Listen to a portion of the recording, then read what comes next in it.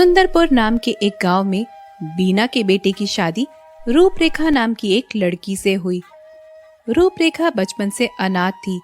वो बीना जैसी सास को पाकर अपनी माँ की कमी को पूरा कर रही थी।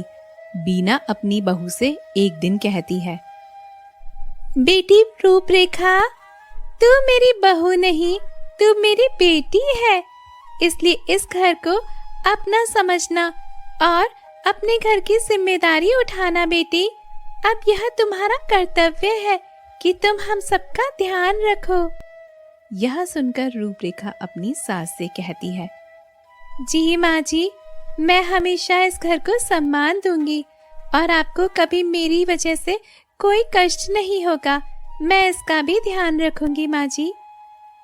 ये कहकर रूपरेखा अपने कमरे में चली जाती है और मोहल्ले की औरतें बीना से कहती हैं, अरे बीना, तूने इस लड़की में ऐसा क्या देखा जो इसे अपना बहू बना लिया? न तो इसके बाप का पता है और न ही इसके खानदान का। नहीं बहन जी, ऐसा कुछ नहीं है। ये एक अनाथ है, मैं जानती हूँ, पर ये मेरे बेटे को बहुत पसंद आई, इसलिए मैंने इन दोनों का ब्याह कर दिया। फिर भी बीना बहन, आपके लड़के के लिए तो एक से एक बढ़िया लड़कियां मिल जाती। आपने बस जल्दबाजी कर ली। हम एक बार पूछ लिया होता तो हम लड़कियों की लाइन लगा देते। ये कहकर वह औरतें मुंह टेढ़ा करके चली जाती हैं। शादी के कुछ महीनों के बाद रूपरेखा का पति अपने काम से 10 दिनों के लिए शहर जाता है और उसकी सास रूपरेखा से कहती है, बेटी रूपरेखा, ओ बेटी रूपरेखा। हाँ माँ जी, बोलिए, क्या बात है? बेटी, रमेश तो 10 दिन में आएगा और इतना बड़ा घर है कि मुझे रात में सोया भी नहीं जाता। क्यों ना तू आज मेरे पास सो जा बेटी। रूपरेखा सोने से मना करने लगती है, लेकिन बीना के बार बार कहने पर रूपरेखा मजबूर हो जाती है और सोने के लिए वह रात में कमरे में चली जाती है। तभी रात में 1 बजे रूपरेखा उठती है और सीधे घर के बाहर चली जाती है। थोड़ी देर बाद बीना की आंख खुलती है और रूपरेखा को बिस्तर पर न पाकर कहती है, अरे ये बहू रानी कहाँ चली गई? लगता है फ्रेश होने चली गई होगी। कोई बात नहीं, बहू का पेट खराब हो गया होगा। ये कहकर बीना सोने चली जाती है और करीब 2 घंटे बाद रूपरेखा वापस कमरे में आती है। ऐसे ही यह सिलसिला 4 दिन तक चलता रहा। एक दिन बीना ने रूपरेखा से पूछ ही लिया, अरे बहू, 4 दिन से देख रही हूँ, रात के 1 बजे न जाने तू कहाँ गायब हो जाती है। सब ठीक तो है ना बहू रानी? नहीं नहीं माँ जी, बस थोड़ा सा पेट खराब है ना, इसलिए फ्रेश होने चली जाती हूँ। अरे बहू, ऐसा क्या खा लेती हो तुम जो रात को 2 घंटे तक फ्रेश ही होती रहती हो? यह सुनकर रूपरेखा मन ही मन कहती है, लगता है इस बुढ़िया ने मुझे देख लिया है, इसलिए ये बाल की खाल निकाल रही है। रूपरेखा उसकी बात का सही जवाब न देकर वहाँ से बात काटकर निकल जाती है। तभी गांव की बूढ़ी काकी आ जाती है और वह बीना से कहती है, अरे बहू बीना। हाँ अम्मा। पाऊ लागू, कैसी हो? आओ बैठो यहाँ पे। क्या बात हुई जो आपको आना पड़ा? कुछ नहीं बीना, मैं ये पूछने आई हूँ कि तेरी बहू रोज रात को छत पर क्या करने जाती है? मैं 4 दिनों से देख रही हूँ, रोज रात को बाल खोलकर बैठ जाती है और न जाने क्या क्या करती है। वहाँ बस रोशनी सी दिखती है तेरी छत पर। मैं घबरा गई, क्या बात है? बस इसीलिए तुझसे पूछने चली आई हूँ। बीना को बूढ़ी काकी की बात सुनकर रूपरेखा पर शक हो जाता है। वो आज रात ये जानने के लिए सोने का नाटक करने लगती है। ठीक रात के 1 बजे रूपरेखा उठती है और छत पर चली जाती है। बीना भी उसके पीछे पीछे छुपकर चली जाती है और देखती है रूपरेखा छत पर बैठकर कुछ मंत्र पढ़ती है। ओम फटफटा स्वाहा, ओम फटफटा स्वाहा, ओम फटफटा स्वाहा, ओम फटफटा स्वाहा, ओम फटफटा स्वाहा, ओम फटफटा स्वाहा। और देखते ही देखते वह एक चुड़ैल बन जाती है और कहती है, ये सती बहू का नाटक करते करते मैं थक गई थी। मुझे अपने असली रूप में आकर ही चैन मिलता है। मौका हाथ लग जाए तो उस बुढ़िया और उसके बेटे को मार खा लूं और अपने 100 शिकार पूरे कर लूं। ओम फटफटा स्वाहा, ओम फटफटा स्वाहा, ओम फटफटा स्वाहा।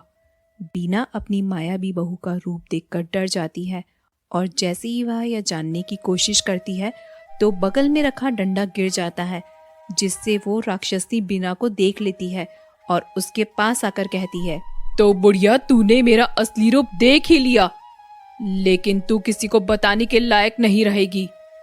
तभी बीना हाथ जोड़कर कहती है, मुझे माफ कर दो बहू, मुझे माफ कर दो, मेरे बेटे को छोड़कर चली जा। मैं तेरा यह एहसान कभी ना भूलूंगी। मैंने तुझ पर एहसान किया है, मैंने तुझे अपनी बहू बनाया है। मैं उसे कैसे छोड़ सकती हूँ? वो तो मेरा पति है और जब तक मैं उसे मार कर नहीं खाऊंगी मैं यहाँ से नहीं जाऊंगी।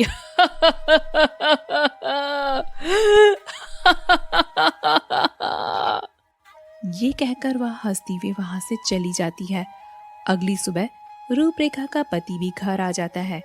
बीना उसे सारी बात बताती है, लेकिन उसका बेटा उसकी कोई बात नहीं मानता और वह कहता है, माँ तुम्हारी उम्र हो गई है, तुम अपनी बहू को चुड़ैल बता रही हो। मेरे ख्याल से आप 4 धाम की यात्रा कराओ तो आपका ये सारा वहम दूर हो जाएगा। ये कहकर कल्पेश अपने कमरे में चला जाता है और अगली रात रूपरेखा फिर से उठती है और छत पर चली जाती है। इस बार वो एक गुड़िया लेकर मंत्र पढ़ती है। कल्पेश भी उसके पीछे पीछे छत पर चला जाता है और उसे देखकर कहता है, अरे ये रूपरेखा को क्या हुआ है और ये गुड़िया कैसी है जो वह इसके पास में है। अचानक रूपरेखा एक डायन बन जाती है, जिसे देखकर कल्पेश डर जाता है और उसकी चीख निकल जाती है, बचाओ बचाओ बचाओ मुझे इस डायन से, बचाओ बचाओ। ये कहकर वह भागने लगता है। तभी रूपरेखा उसे पकड़ लेती है और कहती है, कहाँ जा रहा है कल्पेश? अपनी पत्नी से तो मिलता जा। आ मेरे पास आ, अपनी पत्नी से नहीं मिलेगा। मुझे छोड़ दो रूपरेखा, मुझे छोड़ दो। तुझे कैसे छोड़ दूं? तू तो मेरा 100वां दूल्हा है, तुझे मारकर मैं अमर हो जाऊंगी। इतने में ही बीना भी वहां आ जाती है और अपनी बहू से कहती है, बहू मेरे बेटे को छोड़ दे कलमुही, डायन कहीं की चुड़ैल, मेरे बेटे को छोड़। तू भी आ गई बुढ़िया, चल पहले तेरा ही नंबर लगा लेती हूँ, इधर आ।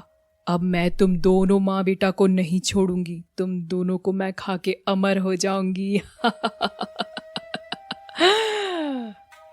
ये कहकर वह बीना को पकड़ लेती है और कल्पेश को फेंक देती है। कल्पेश जाकर उस गुड़िया के पास गिरता है और वो गुड़िया पकड़कर कहता है, रुक जा डायन, नहीं तो मैं यह तेरी गुड़िया तोड़ दूंगा।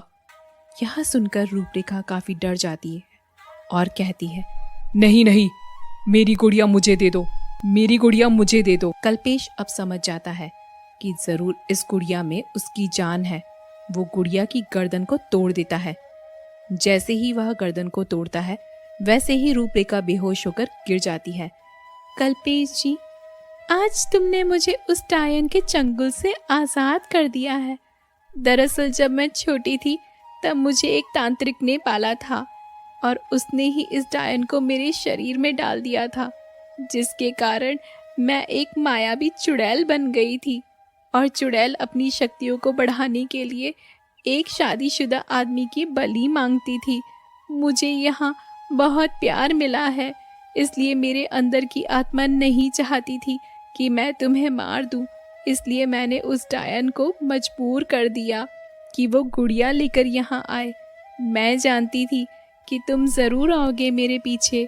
मैंने आप लोगों को कितना दुखी किया है।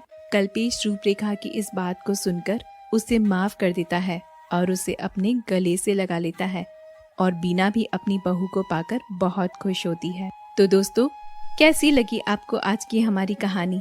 उम्मीद करते हैं आपको हमारी कहानियाँ बहुत पसंद आ रही होगी। तो ऐसे ही मज़ेदार कहानियों के लिए हमारे साथ जुड़े रहिए।